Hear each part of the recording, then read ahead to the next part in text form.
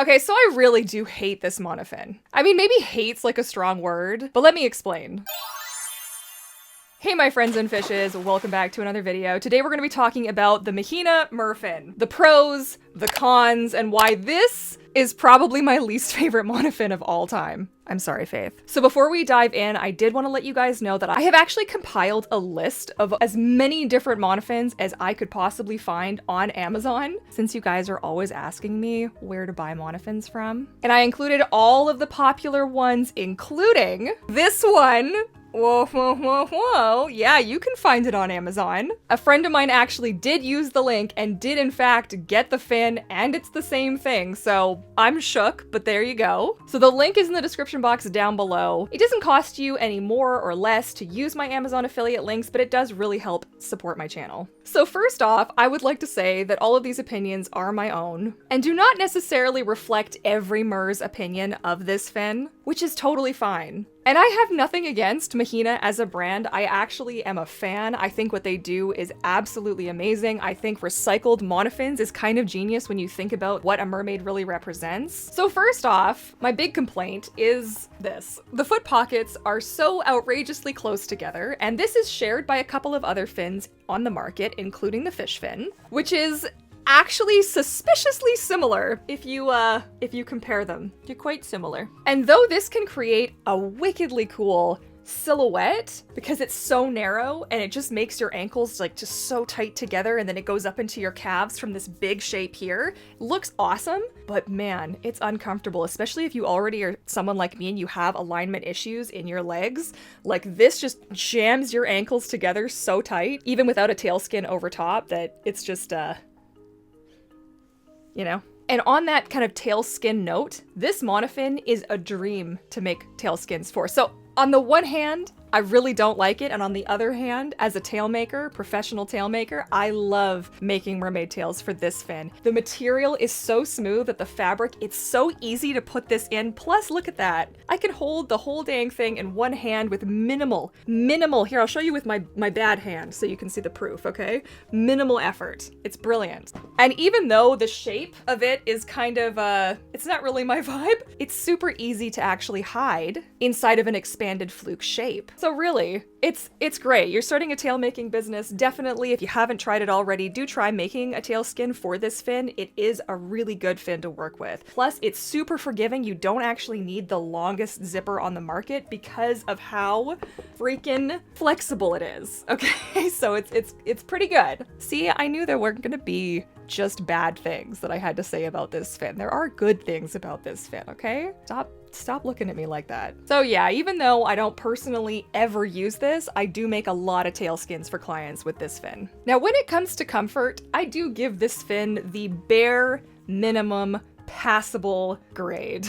It's not comfortable. It's not comfortable. And the funny thing is, they're such a similar shape and both have, like, this is a little bit further apart than this one. This is so much less comfortable. This is not good grammar. This is not as comfortable as the fish fin. And I really do feel like it maybe has something to do with the rubber that it's made of. Like, it's so soft. You would think that it wouldn't, but like when it's wet, it's like it's sticky and it just peels your skin off. Like, this fin gives my blisters.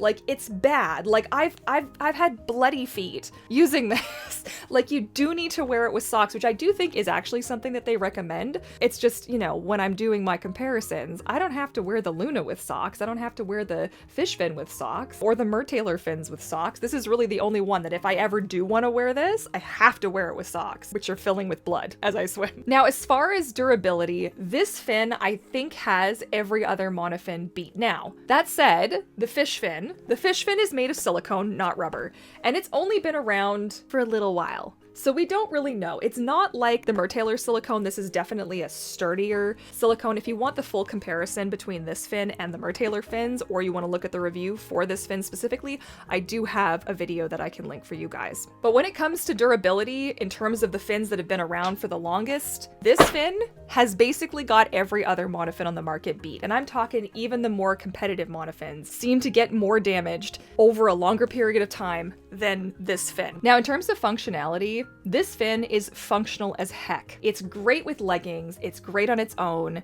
it's great in a tail skin, and it works because it's got great propulsion, nice flexibility. There are people who really like the shape. I'm not a big fan of the loop-de-swoop-dees. I prefer something a little bit more minimalistic in its design, like the fish fin. I'm gonna show you guys a full comparison of this up against a bunch of other fins in a minute, but you do sacrifice it when it comes to comfort. And for me, comfort is always of the topmost priority. Like the absolute top of my list must be comfort, first and foremost. And this fin, because it doesn't hit that mark for me, everything else is kind of like, if I can't wear it, what good does it do me if I can go fast? You know? I figured we could do a nice little look-see and a comparison at some of the more popular Monofins and just all of the ones that I happen to have in my collection so you can get an idea for the size, and let's break it down. Okay, so first off, let's give you guys the dimensions of this. This is the adult Mahina Merfin. I believe this is size. So this is US size 10.5 to 12.5, okay? So the fin looks like so. It's got some logos, some information on the back. So the foot pockets from the toe hole to the heel, just over 10.5. The distance across here is about 6, and the distance from the toes, from one edge of the toe to the other edge of the toe, is also 6. And here you can see where some of the issue lies, is that the foot shape is going out like this. Instead of being straight, your feet are kind of curving out like this, which is where some of the discomfort comes from. But mostly it comes from these two spots on the inside, here and here, causes lots of blisters. Now the fin from corner to heel, the entire length of this fin, I would say, is about 30 inches. And say from this strap to here is about 16.5. And we'll say from, I'm gonna guess kind of the widest part of this fin, somewhere around here is about 21.5. So that gives you a bit of an idea for the size. That was all in inches, by the way. So that gives you an idea for the size of this fin.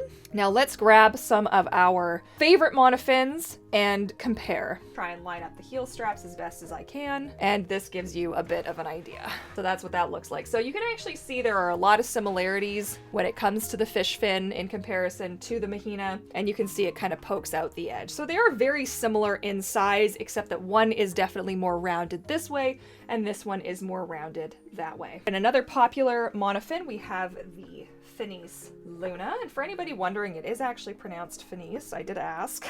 So that gives you guys a little bit of an idea there. I have lined the heel straps up. It's a little bit hard to see because of the camera angle, but there you go. You can see the Mahina is larger in that it is wider and maybe a little bit longer, but really they are actually fairly comparable in size. The main difference being that the Luna has these two really nice foot pockets that are good and separate with lots of room for your toes. So even if the size is close, you still have some wiggle room here. There are definitely pros and cons to this fin as well. Of the two, I definitely prefer this one. Okay, and another popular Monofin, one that I really happen to like as well, is the Mermaid Linden Monofin, a significantly more comfortable fin with a lot more moving parts, as you can see. So this kind of fits over top. You can tell that this is a much smaller Monofin in comparison. I would say you can get equal power from both, if not a little bit more power from the Linden, and it also wins because it's super comfortable. But yeah, so here you can see the straps are a bit different, and this has a closed toe box with drainage on the back, just like the Mahina has, and that gives you a bit of an idea. Okay, now for those of you interested in using this potentially in a finfolk fin skin, best listen up, because this does not, according to my sources, does not really fit well. And here's why. This is why the shooter's recommended. So not only for its power, but you can also see size-wise, this is gonna fit a lot better in any vinyl insert than this one is. I figured it was worth mentioning. Now this is the shooter, and this is a more professional grade Monofin. It is super sharp. I do not recommend wearing this to the pool unless you have a lane to yourself or you are very competent and careful, because it is sharp. You can cut somebody with this. This is not a toy. Okay. This one again has the foot pockets a little bit further apart to give you a better form, and I don't have as much cramping. I have other issues with this fin. Right under my foot, sort of here, I go numb under my heels when I wear this Monofin. I'm not sure what causes that, but not if it's the pressure of how stiff this is right here, but I actually lose feeling under my foot and it becomes painful after I lose feeling. So that's an interesting thing with this particular monofin. And now I only have 2 of the Mertailor fins in my collection, so I'm going to show you guys this one first. Starters, this is the original Fantasy monofin, which is significantly more comfortable, but significantly more fragile in comparison. So that's all lined up there. And you can see that's kind of what you're looking at. So where you get this much more realistic, much more fishy kind of a vibe, you sacrifice in size and also the flop of this fin. We all know that I have opinions on these fins anyways.